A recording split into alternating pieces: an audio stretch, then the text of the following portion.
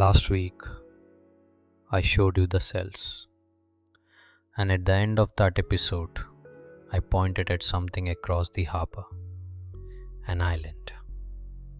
Today, I am going to show you what was on that island, while the freedom fighters were in those cells.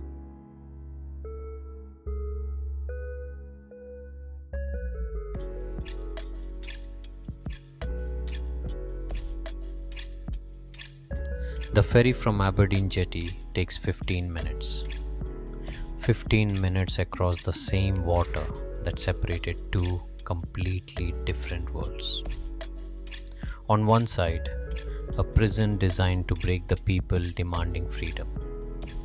On the other side, a ballroom, a tennis court, a church, a bakery, a golf course. They call this the Paris of the East.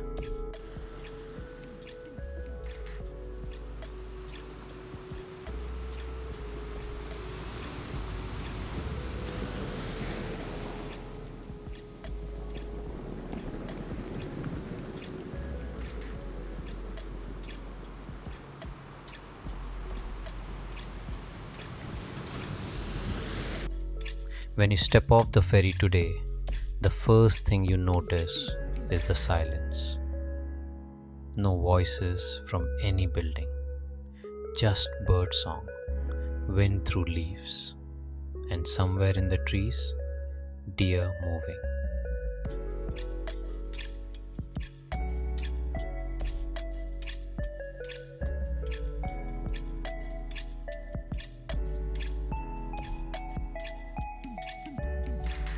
In 1941, an earthquake cracked every building on this island. In March 1942, the Japanese arrived. The government house became the residence of the Japanese admiral. The Paris of the East occupied. A different empire, the same logic. But then, December 1943, something happened here that nobody who built this place had planned for.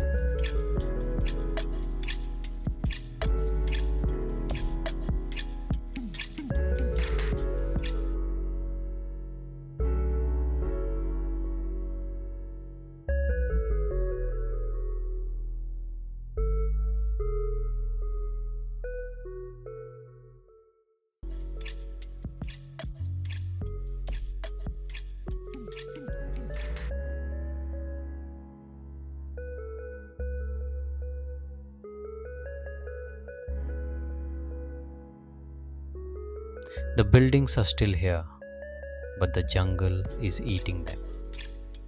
Wild ficus roots have pushed through the walls, brick by brick, for 80 years. They do not negotiate.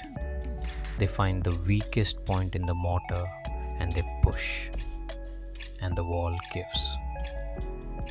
The British built this to last forever. It lasted 84 years. The Chief Commissioner's house is the largest ruin.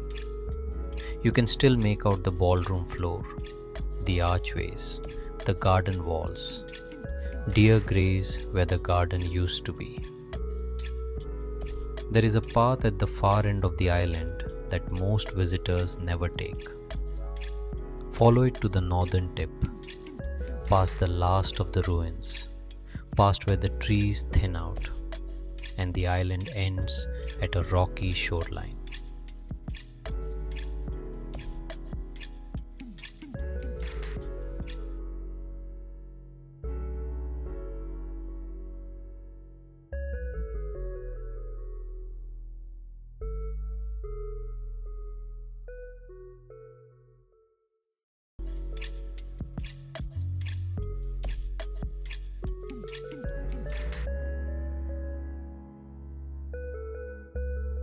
And out there, about 50 meters from the shore, sitting on its own rock in the water, a lighthouse.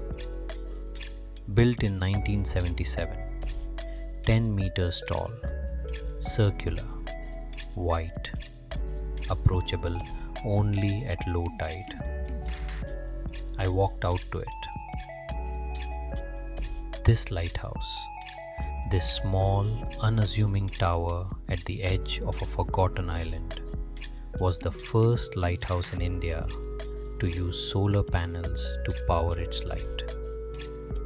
I sat at the edge of the island as the afternoon light softened. Port Blair visible across the water, and somewhere in that skyline, the Cellular jail. The same view those British administrators had from this exact spot, except they were looking at a prison they had built for other people, and I was looking at a monument to the people who were inside it. Empires end. The people they tried to erase do not. Today the island belongs to the Indian Navy. No civilian settlement. The ruins open to visitors. The name has changed. Ross Island, named after a British surveyor, is now Netaji Subhas Chandra Bose Island.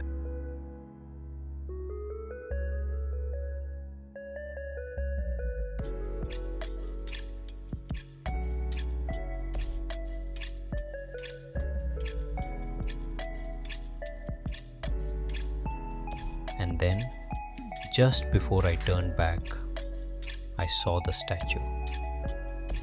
Netaji Subhas Chandra Bose, standing at the edge of the island that now carries his name, looking out toward the water. The same water that separates this island from the Cellular jail.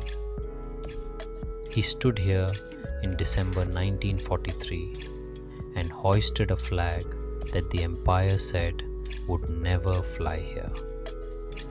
And now, in stone, he stands here permanently, looking toward Port Blair, looking toward the prison, looking toward everything they built to stop him, unmoved.